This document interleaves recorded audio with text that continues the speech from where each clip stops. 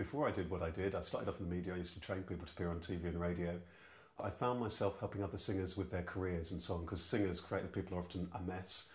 Or often they just struggle because their life is, they're going down a more uncertain path. I've worked with, for example, with people who've had top 10 pop hits. I've worked with people who've presented national TV shows and all the rest of it, and some very rich individuals in various forms. I think the weirdest thing that happened was quite early on in my career, where I had somebody who was an aspiring singer, and they were really in two minds about whether to come to see me at all. And you could see that life had just got a little bit too much for them, and when they arrived they were kind of pacing up and down. They weren't sure if they wanted to be there, if they wanted to go. They were in a really kind of difficult kind of circumstances, and I wish I knew then what I knew now, which was just to tell them, you don't have to be here. You don't have to. Why are you putting yourself under so much pressure? What is it makes you feel that you need to do anything in your life? It's your gift, whether you do or whether you don't do. You're still that full, amazing person that you are. Having been a Samaritan volunteer has helped. I've dealt with people who are pretty much as low as you can go, and I've worked with people who are pretty much as senior as you can be. It's the same old issues time and time again. Who am I? What do I really want to do? Am I happy? My life's crazy or my life's good? I've been really lucky as a speaker.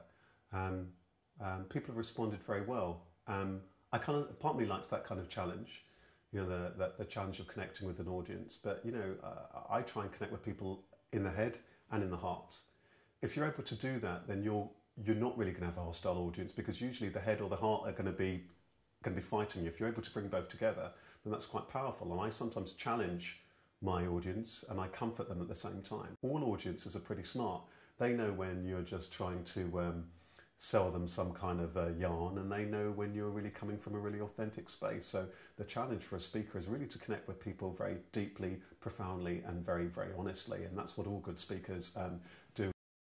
The singer in me loves the speaking, because sometimes you're just there and there's a group of people, there's an audience there, and people may not know you from Adam, they may not know who you are, they may not even want to be there, and sometimes you're able to just connect them with them in a particular kind of a way, just like the way a song can connect with you. But on the other hand, there's nothing quite like when you're working with somebody one-to-one and you just see those moments where something will just shift. I remember once working with a guy who was very passionate about helping children with disabilities. And we sat down, and it was just very clear that he was just ready in his life to be who he was, to become who he was, as I put it. The second job interview, he showed up for the interview and he said, "Look, this is me, this is how I'll do the job," and so on. He got the job.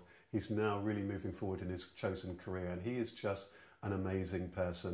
I've worked with all sorts, but really the people who I'm passionate about working with are the leaders, the healers and the teachers. Sometimes they're business owners, sometimes they happen to be people who are in the public eye and who've got public profile. Really passionate about that, because once you start at the top, there's an impact on everybody in that field, and that's quite incredible, and it's nice to have that kind of impact.